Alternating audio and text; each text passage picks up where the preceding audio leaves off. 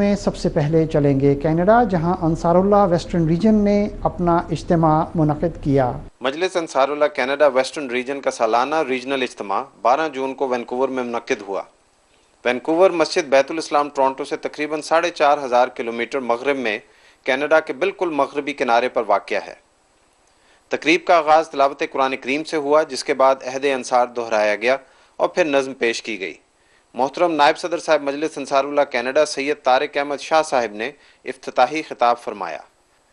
तमाम शुरका को बाकायदा रजिस्टर किया गया। जमाती कुतुब का स्टॉल भी लगाया गया। इब्तदाई तिब्बी इमदाद का स्टॉल सेहत के बारे में लोगों को मशवरा भी देता रहा। तमाम अहबाब के लिए दोपहर के खाने का बंदोबस्त भी किया गया था।